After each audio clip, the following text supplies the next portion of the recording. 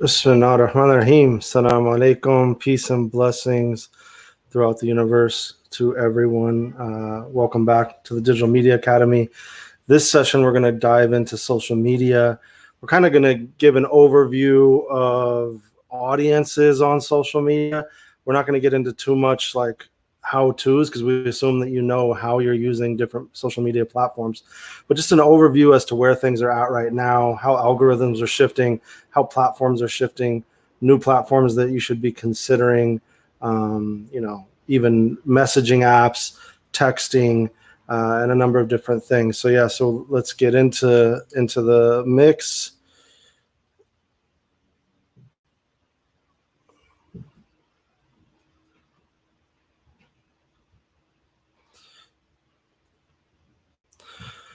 So yeah, publishing strategies for 2020, social media and live streaming. The reason we're going to talk a lot about live streaming is that there's a lot that you can do there, and there's a lot with live streaming, especially. There's a lot of ways where you can repurpose content, and that's what the name of this game is. So much of content creation is not only about content creation, but then repurposing content and using it in other ways on other platforms, because then you're doing less work and you have so much rich content, and the majority of people are not going to sit through an entire live stream or maybe even listen to an entire podcast. So how do you cut those things into pieces? So hopefully at this point, you're really figuring out the pieces to your puzzle, right? We talked about how content strategy, digital media strategy is all about all these different pieces to this very complex puzzle. And it's one by one that you're going to figure it out. One piece, one step after the other, just like walking like a newborn baby or like a baby, right? Creating content verticals. Again, this I think can be a very intimidating slide, and the idea of having all these different verticals and all these different ways that you're publishing. But the point of all of this is really to start somewhere, right? And to start small and not to get so confused and so overwhelmed by what this looks like. This idea of all these different platforms that you're using. Start small, start well, start small, and then take it from there. This is this lean startup model for media production, right, that I want you guys to focus on in this course of just taking one project and really pushing that project forward and really beginning to think of how you would use that, to get a good baseline for you to build something, publish something, really measure it and get that data feedback to see who and what your audience is, so you can learn and then be smarter when you're going into content creation next time, right? So that's what we're hoping, that you can develop something, just a simple pitch for the end of this course coming up in a few weeks, right? Like I was saying, don't get overwhelmed. Start small, just start somewhere. I think a really great example of that is some people will start with a small Instagram page, right? That they're just publishing content. Things like Humans of New York started like that, where it started as just a small page that now is this gigantic page with tens of millions of followers, because it was just rich storytelling, right? So you may think you're starting small, but it could become the entire business, actually, because if you're doing quality enough storytelling, you really can go far, and you really can blow up, right? This is a great example of one that I love, Places You'll Pray, created by Sanaullah, Saharullah, right? I think that I love this page because it's just people praying in different parts of the world, because we as Muslims, we pray in such unique locations. If it's time to pray, the prayer comes in, we pray where we're at for the most part, right? And so I love that these are just photos from all over the world of where people pray. Highly recommend checking that out. But it's a good example of starting small, starting with a simple topic, and just growing that vertical and growing it. Now she's grown into almost 40,000 followers just with a page about photos of people praying around the world. So of course, today we're going to talk about this idea of rented media, where algorithms are constantly changing at social media companies. And even with SEO, you still need to stay on top of these changes, right? You need to constantly be understanding what the algorithmic changes are happening at social media companies, and how, because you as an individual may use social media one way, but the reality is you as a brand, social media companies will interact with you a completely different way, because essentially they want you to give them advertising dollars to really reach your followers as a brand, right? So as soon as you create that brand page, then, in some ways you're in trouble. In some ways you're going to have a hard time reaching your audience, especially now, because essentially the way things started on social media is brands could really reach those audiences with really high numbers, right? With organic reach. And then that organic reach has just been absolutely destroyed, where you're reaching around 1% of the followers that you have on your page if you're not paying to reach them. I think this is a really good way to think about social media, about who your followers are, who your quote fans are, who your audience is, right? Who are your retained fans, the fans or influencers that have posted about your brand at least once every 3 months for the past 6 months? Who are those people that are your real champions at your organization, right? Who are your new fans that have posted about you in the last 3 months that are excited about the work that you're doing? Who are the lost fans, the ones that may no longer be talking about you for whatever reason, they're just not feeling you anymore? And who are then your potential fans, fans who have not posted about you in the past 6 months, but are likely to appreciate your offerings, right? How do we really think through what each of these things are? Because at the end of the day, social media is all about engagement, especially for you as a brand, is about how you get people interacting with your channels, right? That again, how do the potential fan, and this is a good chart to talk about how you activate them, new fans, how you're engaging them, lost fans, how you nudge them, and then those retained fans, they're really building your base, right? I really love these slides. It's important to understand, who the biggest social media platforms are today, right? Facebook, WhatsApp, Messenger, Instagram. Obviously, WeChat isn't used as much in the United States. It's mostly, a lot of these are Chinese only platforms. Some people will be surprised to see that Twitter is actually fairly small. At this point, Reddit is actually larger than Twitter. And YouTube isn't shown on this graph, but YouTube has about 2 billion followers. And obviously, in my opinion, YouTube is a publishing network. YouTube is obviously a streaming channel. YouTube is also a social network, in that you as a brand can have a huge following on YouTube. And if you're willing to take the time to dig into what YouTube is, there's also more possibility around monetization. Whereas the other platforms, you can sell products on the other platforms, but you can't monetize the way you can with YouTube. But YouTube, it takes very high quality, and it takes a very long time. It takes years to build a YouTube channel, right? But it's important to understand how fast these are growing, and that's why I have a few slides from a few different years, right? This is just in July 2019, and then you see it in July 2020, right? Facebook grew by nearly 300 million, which again is the size of Twitter. There's that YouTube number with 2 billion. If we go back to this slide and you see 1.6 million on WhatsApp, and then you go to 2020, WhatsApp grew by 400 million. Messenger is pretty consistent and didn't have any real growth. Then if you look at Instagram also has slowed down, is not growing that much. Same with Twitter, not really growing at all. And then somehow TikTok, here we go. This is really fascinating with TikTok, right? That TikTok, and just a year ago, had 500 million users, right? And now in this slide, they have 800 million users. And then you go to the next slide, and just after July, sometime in August, TikTok reaches 1 billion users, and it's the fastest social media app to reach 1 billion users in the shortest amount of time, right? If you look at it's around 3 years, whereas Facebook took 15 years, right? Or no, Facebook took 7 years. So that's half the time that Facebook took. It's half the time that WhatsApp took. It's half the time that Instagram took to reach 1 billion users. So, I mean, people are really TikTok has a lot of growth, a lot of brand opportunity right now. So it's definitely something that all of us as brands should be looking into.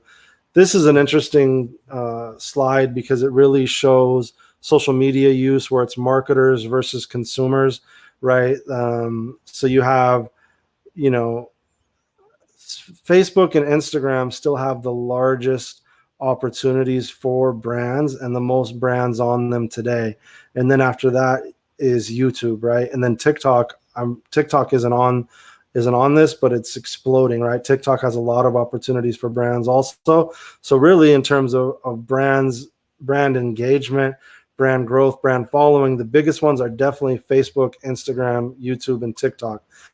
People are using Messenger, people are using WhatsApp, people are using LinkedIn a little bit, but they're very difficult to use brand pages. They don't have the organic growth and reach that you have on other platforms. And so those big four right now, the big four that are in the billions, those are really where you want to focus your time with your brand.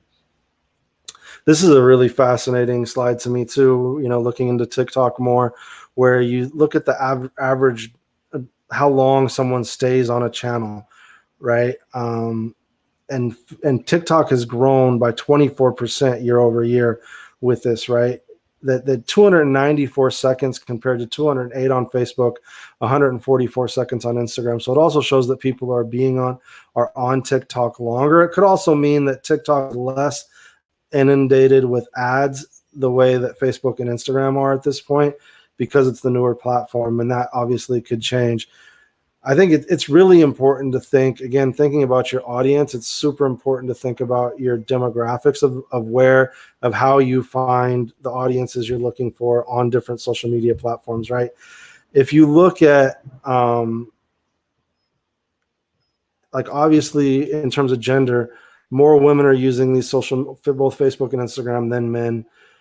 The most striking thing here is the age difference. Facebook is basically used all over, whether it's rural, suburban, urban, right? If you look at location, it's Instagram. These other platforms are much more urban, much more, maybe highly educated.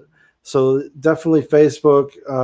Facebook is like a broad platform where essentially everybody's at this point, except for a lot of youth are trending away from Facebook, right? Because they don't want to be on platforms where their parents are, et cetera.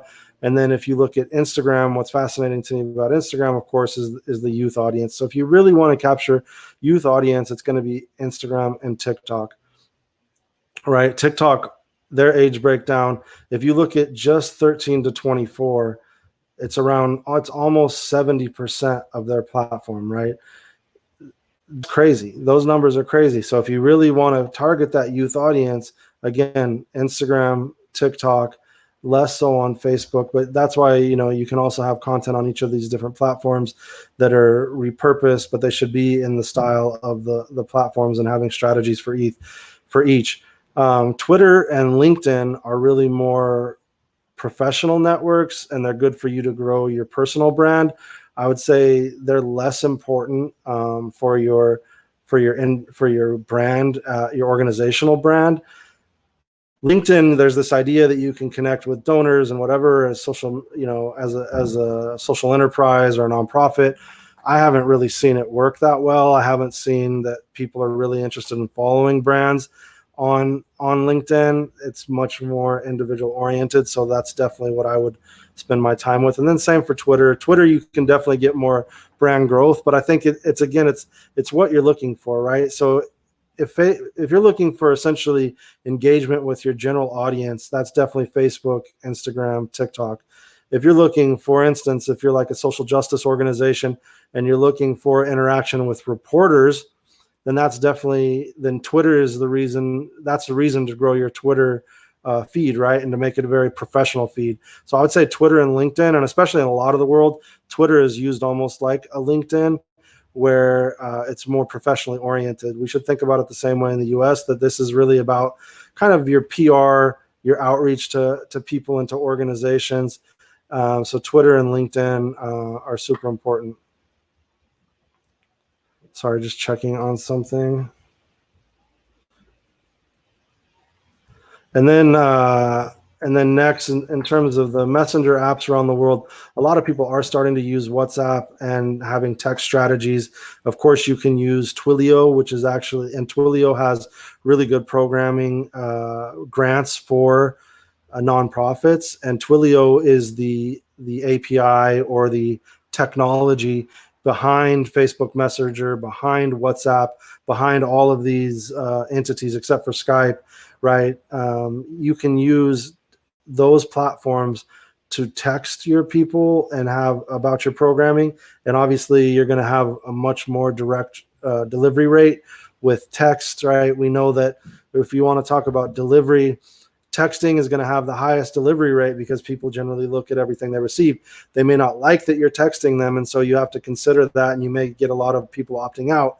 But it's still, email and texting are going to be the highest delivery rates, whereas social media has really low delivery rates today because, again, of the algorithms and the lack of the organic reach. This is a great slide about for the history of the Facebook algorithm, right? Obviously, the invention of the news feed in 2016, the invention of likes, and likes is really how people are how Facebook is beginning to use its algorithm and to move things around based on virality, based on interaction, based on engagement. Invention of sorting order again is in 2009. So now we're 11 years into that sorting, where Facebook, if those of us who've been on the platform since it launched, like myself, you remember when Facebook was just a pure news feed, and it was in order based on who was posting, like Twitter was for a very long time. You can still put your Twitter feed in that order, where it's not algorithmic, but actually an order of people posting. And then it switches to this sorting order thing where you just get all kinds of random content. You're wondering why you're getting what. And then the introduction of See First, this idea of prioritizing content based on the amount of time users spend with it. Reactions are weighed more than likes. So again, like once they bring in these reactions, now they have the hugs and the love and the anger. Now they're giving those things an even higher priority than just likes, because it shows people might be more passionate about it. And then meaningful interactions, right? Again, in this idea of engagement, if things are getting commented on, that's why you'll see someone has a baby, someone's family member passes away, and people will comment a ton. You'll always see those posts because of the comments and because of the engagement, right? And then now 2019, why am I seeing this? That's a way that you'll see, like, people may have forgotten that they liked a page or something, and they may not know why they're seeing certain content, right? And then also Facebook around this time, around 2018, introduces a lot of tools because of what happened in 2016 with the election in the United States. And it's happened with elections all over the world, where Cambridge Analytica has played this huge role in kind of using Facebook data to shift elections, to help candidates, usually conservative, fascist candidates, really gain huge audiences. And so Facebook introduces these tools where now you can see verification of posts, of how accurate they are. And also if you want to create political posts, now you actually have to you have to give Facebook a copy of your driver's license. You actually have to get notarized now. It's much better. Hopefully it's stopped some of the difficulties that obviously happened in the 2016 election, where Facebook was a free-for-all, even though Facebook, of course, has famously said that it won't stop false political advertising on its platform, because Facebook is very clearly just about money, even against people's lives, and even in the face of changing democracies, right? So again, this is showing how much Facebook's organic reach has gone down, and that's why a lot of brands have spent less time on Facebook, and a lot have shifted to Instagram, because there's greater organic reach on Instagram now than there is on Facebook. And you see how little, right? 2016, 1%. Still we're around that same percentage, because what happens after the 2016 election is that there was this idea that people were getting way too much news on their feeds, and so they shifted it all to be content from your friends, basically, right? And so the only way brands can reach the people that follow them, and in many cases, people had spent tens of thousands of dollars to get like 1 million plus followers on Facebook. Now, to even get access to that audience, you either have to know what parts of the platform the algorithm is privileging, like right now it's privileging live streaming, right? Or you have to pay to reach your audience. I think it's, we're talking about the politics of social media. It's super important that we as organizations, and especially if you're a political organization at all, especially if you're a Muslim organization, that you understand the role of bot accounts, because bot accounts will follow you as an individual, especially if you're a leader in a Muslim organization or a political organization, and they will definitely follow your brand, and they will interact in ways that is super divisive, right? For Muslims, this might come off as being like they might act super conservative religiously, or say you're posting something political that might be more progressive. They may make some really outlandish comment about that thing in a way that would be shocking, like, right, saying like, oh, you're just a fake Muslim, like literally saying things like that. And these bots were weaponized in the 2016 election, and they continue to be there. And I'm surprised how many friends I have who will allow access to their page. It's very easy to see who a bot is. Like, it might take more time to figure out whether or not you friend someone, but either only friend people that you know. Obviously, that's the majority what the majority of people do. But when you're in the publishing field, when you're trying to reach an audience, a lot of us will allow people to be our friends who we do not know. But generally speaking, there's quick ways that we can look in to see who they really are. And the baseline way is to just go into their account.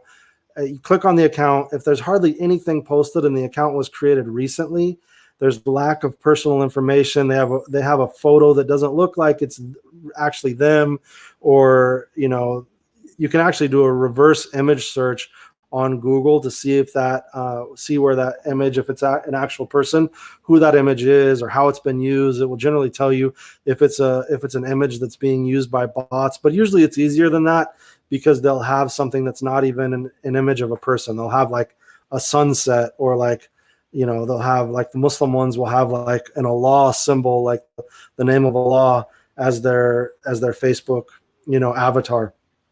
So it's usually pretty easy to see. But the way that and what's really crazy is recently some of these bot accounts have done, like, there's been bot accounts that will be like, oh, I just took my Shahada, like, right, I just converted to Islam. Thank you everyone for welcoming me. And they'll get like, and this will be a bot account that'll say that. It'll be like a blonde woman, right? Like playing on the internalized racism in the Muslim communities.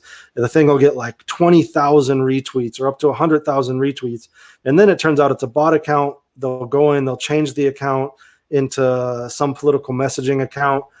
And then they'll begin bombarding the people who followed them, because they thought they were following this person who had just taken their Shahada, and they're following this political account that's trying to spread disinformation, right? And generally speaking, a lot of this stuff is coming from places where there's fascist governments, whether that be China, Russia.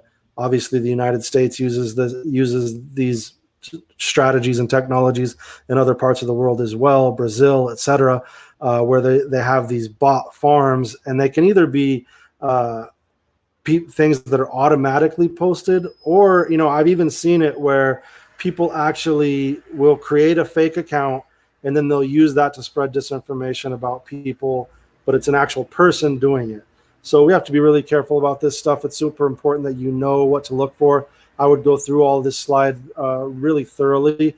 I put a couple of articles in this week's readings about how to spot bot accounts, because they can really create disruption in our audiences and confusion, right? If we don't know who they are. And I have a very low tolerance for people spreading nonsense and false information in any of my digital communities, and just, that ban, boom, just people get the boot, right? It's really easy to do. And then here, right now, we're going to get into the streaming part of this. this course, right, where we really want to talk about how much streaming has exploded, right? This is incredible to see how Zoom became, kind of the digital classroom of choice for the whole world. And it's really incredible how it blew up into like millions and millions of daily users, right? In our current situation, the post-COVID world. And then the level of live streaming came with that, right? That everyone is doing live stream shows. The question is, how much are people watching it? And you as an organization have to wonder that and ask that yourself as well. Generally, the good thing about live streaming is like the social media platforms will show that you're live streaming, right? Or they'll notify your users. Like on Facebook, your users will actually get a notification that you're live streaming. Whereas nothing else you do will they get a live stream. Maybe if you create an event page, they'll get a notification. But live streaming is the only way you get that instantly. If you do an Instagram live stream, it's the first thing that shows up for people on the top of the screen will show that you're live streaming. But the thing about live streaming, right, is that once they see that you're live streaming, they may interact with it a little bit. They won't see the post again. So essentially it goes away. So you have to really figure out how to repurpose your content. And we're going to talk about that right now for you to get the most out of the live streaming, especially if you're spending time and energy thinking about these programs that you're creating. So I gave an entire overview to StreamYard in the course. You can watch that. I think it's a 20-minute tutorial on why StreamYard is the easiest platform. It's the easiest platform for making a stream look beautiful, for making it look like a professional level production. I don't really like how Zoom has all this artificial intelligence where you have no capability of changing the cameras. That's all AI driven, right? So if someone sneezes or goes, makes some grunting noise or something, the camera will switch to that person, even if someone else is speaking, right? And so you have no ability to control that on a Zoom call. Zoom is good for group interaction. In my opinion, nothing else, right? Like, don't have all these random people watching your live stream. It just doesn't look good, right? And then StreamYard, there's all this stuff that you can do in terms of showing comments on the page, like really showing your URLs in dynamic ways, showing videos, right? There's a multitude of these platforms where you can go live straight to Facebook. Crowdcast is a new one that I've started to look at where you can really do list building because people have to put in their email to watch your session. And also you can monetize your webinars if webinars are something that, like one-off webinars or something that you want to do. OBS and OBS Labs are the go-to for like the highest level of customization. My friend Amna Mullah uses that for her platforms, Raise Karma, and all the live streaming that she's been doing post-COVID. She loves OBS. I think it's super clunky. I see why people use it. I don't love it. Ecamm, more similar to OBS, but easier to use. vMix is PC only, much stronger platforms that are much better than StreamYard. They have more capabilities. Restream, essentially, in my opinion, is like a StreamYard copycat, but they just got a whole ton of funding, venture capital funding, so they might overtake StreamYard and have even more offerings very soon. Vimeo Live /Livestream. Vimeo acquired Livestream a couple of years ago. That's like super customizable platform, but you have to pay for an entire year in advance. And I think it's like $1,200 for the year. So obviously you have to really know that you want to use that platform. They do have a free trial, but there's the most that you do with it. Once you get into these things, there's all this there's actually hardware that you can use to switch between cameras. And to switch different views, to switch to different guests, like right here rather than pressing buttons on your keyboard, you just press buttons on this hardware. So there's a lot that you can do. You can go really deep with this stuff. There's a ton, I put some links to some really good videos.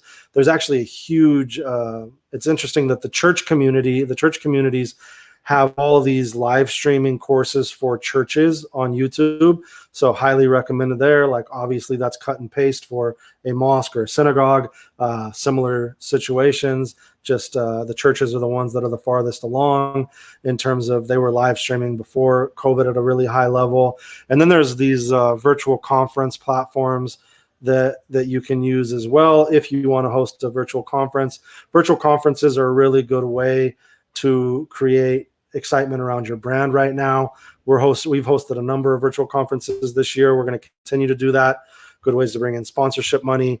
Good thing to consider, but you really have to understand what it is you're doing. Why is it a conference? And you have to be super well networked to get the right people in that conference, obviously, right?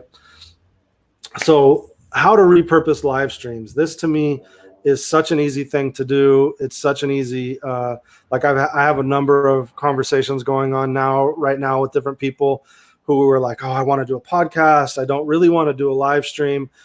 And this is my argument, right? This slide right here is that it is so easy right now to do a live stream and then cut that content into pieces anyways, because generally speaking, if you're recording a podcast and you have a guest, like I'm not talking about a podcast that's super high level production that is like an NPR style podcast, right? Obviously that's produced and edited like producing a video, right? Where you're cutting different sounds and ambient sound and all these things into the mix, right?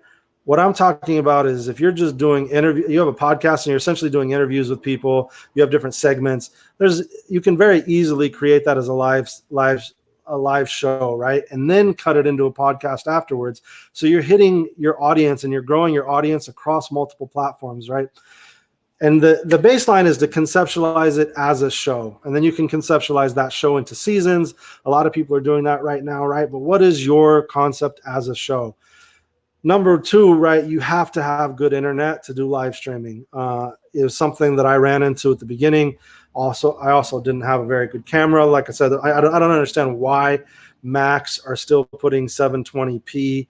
You're spending all this money on a Mac and then you're getting a 720p camera, forward-facing camera. I think it'll change now with everything changing in the world and with the level of live streaming that people are doing, the level of conference calls that or video conferencing that people are doing, probably in the next generation of Macs. But obviously, definitely a good investment again to get a 1080p live streaming video. So again, you really want to check your video and audio, do speed tests before you're streaming.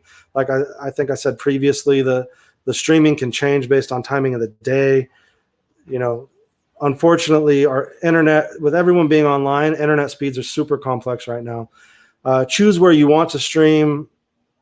If you're going to do Instagram, the difficulty of Instagram is they don't have an open API, which means that you can't really do something like I'm doing here with StreamYard. You can do it, but it's like a really weird hack, and it's really dodgy software that I've tried it a few times. It didn't really work for me at all. So generally speaking, you have to use Instagram with your phone and be, streaming it like this, doing Instagram live.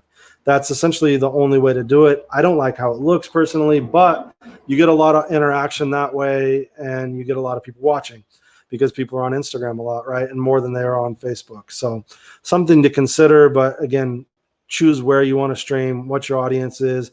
Then you have your live stream. And as I showed how to do in the StreamYard video, you then download your original video and the audio. If you can download them separately, then that's great. If you need to make any edits to your video, I would make the edits to the video and then just separate the audio track from the video track and download the audio separately. And then boom, then you have your audio track for your podcasting, right? So then what you can do at that point is then you can cut the best pieces of content, either audio or video, into pieces and use those things on Instagram, upload them to IGTV. Again, this is about how you reach the most audience with your content, with spending the least amount of money, right? Edit short clips, pull audio only and upload as podcasts. And then you need to use a podcast distributor like Captivate to put it on all the key podcast networks. And then you could also publish as an article on your website. And that's especially important for SEO, for the internet, for the search engines, to get people finding relevant content. They are not going to find it if you just leave it on social media. So that's a lot of different steps, but it's a really good way to use to have all this rich content. If you think about it, you could get like 10 pieces of content from what was essentially one live stream, which means you're engaging with your audience in 10 different places versus one. That's why it's important that you break it into all these pieces. It takes time. Obviously, it takes time for you as an individual. But this is all about audience growth, brand growth, or it could take, if you have a team at your nonprofit or organization, then great. Like have different parts of that team focus on different components. Have one person focus on the live streaming and get really good at the live streaming. Have another person focus on the digital publishing of the article and get really good at publishing. Have a couple of people or one person just focus on the social media channels, or have one person focus on Instagram, one person focus on Facebook, et cetera, et cetera. Really have people own those pieces and get to know them well. Right? Because the issue is with just podcasting also is that talking about the shifting nature of algorithms, also this has to do with the shifting nature of listening. With people not commuting a lot in a lot of places around the world and not going out as much as they were, people aren't listening to podcasts as much as they were. They might be listening to it while they're cleaning or doing other things, but generally speaking, people are watching video more than they're listening at this point, whereas at one point it may have been the inverse because people were spending so much time commuting. The reality is our world probably won't go back to what it was, I imagine, until at least 2022, right, realistically, or into the fall of 2021. And so podcasting is in decline a bit, but it's still a good way to reach audiences. But again, I wouldn't do it by itself. I would create some video component, and at the very least, use these different platforms where you could cut your audio content and clips for social media posting. This is an example of, these are the layers of places you need to distribute your content. That's why it's worth paying for one of these podcast distributors to get it on Apple, Spotify, Google, Pandora, Overcast, TuneIn. I don't even know the names of all these different podcasting platforms, but they're all out there. They all have audience. They all have rankings. They all have, spirituality and faith rankings. So it's highly recommended that, you spend a little time digging into this, what this is and what that distributor will do for you. And then obviously have a page on your website also where you're posting the podcast and you're updating the audio there as well, and you're embedding the audio on your page so people can find it, and so SEO finds it as well. Lastly, this idea of how do you build your in-house production studio. The best way to do this is piece by piece, one piece of equipment by another. You start really small and then eventually you're building up. The biggest difficulty right now is that pricing is all over the place because everyone's buying streaming gear and all these different, a lot of people are trying to, obviously doing online gigs. People are trying to stream video games, all the different things that you can do. So all this stuff is super hot right now. So pricing is kind of fluctuating all over. There's a lot of YouTube channels that are focused on like what you can find right now for good prices. I linked some of that and some of what I'm using personally in this week's readings. So, but I would do a lot of comparison shopping, and I would definitely look before I buy anything, and don't buy stuff if it's super expensive, right? Again, camera is ideal to have a 1080p webcam. Apple computers only have 720p. You can stream with your DSLR or mirrorless camera like I am, you also have to have what's called a video capture card. Even those cards, as an example, are really expensive right now, upwards of like $200. You can find cheaper ones. You just have to really search for them. But you need the video capture card, and then you need all the plugins, all the plugs you need to plug into the camera to use it as a live streaming platform. Obviously, I'm using a second screen here. It's very helpful for live production. Your computer is super important. If you reach a point where you're doing live streaming a lot of video editing, you should have at least 16 gigabytes of RAM. I killed a computer doing all the live streaming I was doing, an Apple computer, because it just didn't have enough RAM. And so I had to upgrade, right? So, and then down here at the bottom, I talk about stream switchers, which is what I was talking about, the hardware that you can use if you really get into live streaming. And again, this idea of the internet connection, it's really important that you have faster internet, especially if you want to stream 1080p. The other issue is audio. It's really ideal to have a high quality mic setup. Like I use this Yeti mic that's above me. The only difficulty of it is like being right next to the mic, and being in shot on screen is a little bit complicated and a little bit difficult. So anyway, that's the overview for this week of everything. I hope that's helpful. It's a lot of content, social media. There's all kinds of social media guides online. I linked to some. The issue with social media is that I focused on what's kind of hot right now, because that changes year over year, right? If I had done this a few years ago, I would have, like 5-6 years ago, I would have been talking about, you post a picture, and then you post the link in the picture, rather than posting directly a link. And then it went to, news got super hot with the links and publishing. Now it's live streaming, right?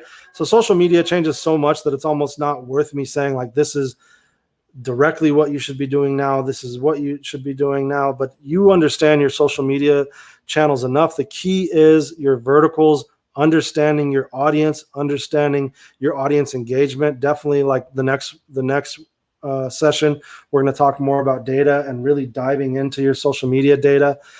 You really should be doing that consistently to understand whether your audience is growing or stagnating, and whether you're getting the right data feedback that you want. Peace and blessings, everyone. See you next.